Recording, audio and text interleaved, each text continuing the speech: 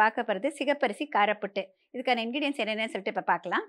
சிகப்பரிசி காரப்புட்டு செய்ய தேவையான பொருட்கள்: சிகப்பரிசி குருணையாக உடைத்தது தேவைப்படும் அளவு, தேங்காய் துருவல் தேவைப்படும் அளவு, 1/4 கப் பயத்தம்பருப்பு வேக வைத்தது, உளுத்தம்பருப்பு 1/2 டீஸ்பூன், கடலைப்பருப்பு 1 டீஸ்பூன், வறுத்த வேர்க்கடலை விரும்பும் அளவு, கடுகு 1/4 டீஸ்பூன், பெருங்காயத்தூள் விரும்பும் அளவு, எலுமிச்சம்பழம் 1, பச்சை மிளகாய் 2, சிகப்பு மிளகாய் 1, தேவையான அளவு உப்பு, எண்ணெய் தேவைப்படும் அளவு.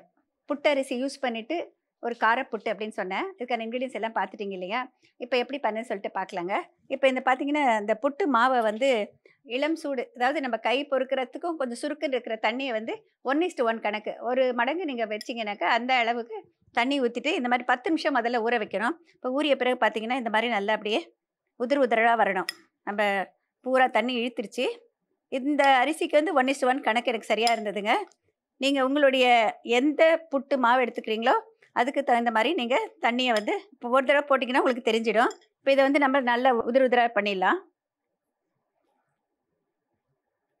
இதை திரும்ப ஸ்டீம் குக் பண்ணணுங்கிற அவசியம் இல்லைங்க. நான் டைரெக்டாக ஃப்ரை பண்ண போகிறேன்.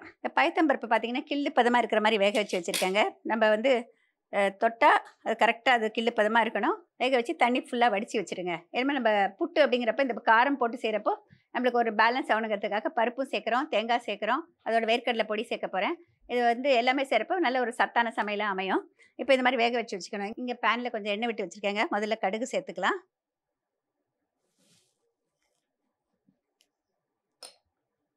கடுகு வெடிக்க ஆரம்பித்த பிறகு உளுத்தம்பருப்பு, அதுக்கு பிறகு கடலைப்பருப்பு சேர்த்துக்கலாங்க. இதுக்கெல்லாம் கொஞ்சம் கூடுதலாக இந்த பருப்பு வகைகள் போட்டோன்னா தாளிக்கிறதுக்கு கொஞ்சம் நல்லா டேஸ்டியாக இருக்கும். மதியில் கடிப்படுறப்ப ரொம்ப நல்லாயிருக்கும். இது பாருங்கள் வெடிக்க ஆரம்பிச்சிருச்சு. இதோட உளுத்தம்பருப்பு சேர்த்துக்கலாம், கடலைப்பருப்பு, கடுகு 1/4 டீஸ்பூன் போட்டிங்கன்னா உளுத்தம்பருப்பு 1/2 டீஸ்பூன், கடலைப்பருப்பு 1 டீஸ்பூன் சேர்த்துக்கோங்க. இதோட பெருங்காயத்தூள் சேர்த்துக்கலாம். நல்லா ஜீரணம் ஆகிறதுக்கு ரொம்ப ஹெல்ப்ஃபுல்லாக இருக்கும். சிகப்பு மிளகாய், பச்சை மிளகாய் நம்ம காரத்துக்கு தகுந்த மாதிரி போட்டுக்கலாம். இதுக்கெல்லாம் வந்து அதிக காரம் தேவையில்லை.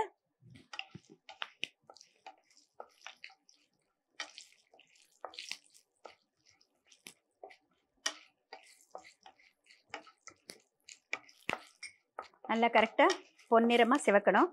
கடுகு வெடித்த பிறகு உளுத்தம்பருப்பு, கடலைப்பருப்பு, மற்ற தாளிப்பு பொருட்கள். இப்போ இதோட நம்ம ஊற வச்சிருக்கிற இந்த புட்டு மாவை சேர்த்துக்கலாம்.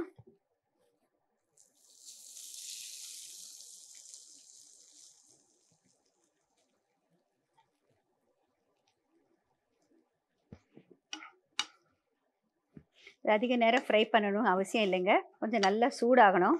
அதனால் இப்போ இதோட நம்ம எல்லாமே ஒன்றா சேர்த்துடலாம். பயத்தம்பருப்பு கிள்ளு பதமாக வேக வச்சது அதையும் சேர்த்துலாம்.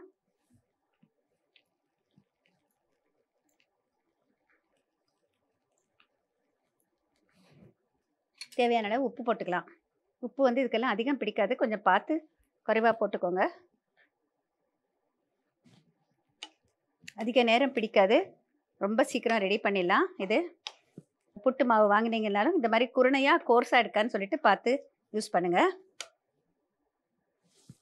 புட்டுனாலே தேங்காய் சேர்த்தா தான் ரொம்ப டேஸ்டியாக இருக்கும்.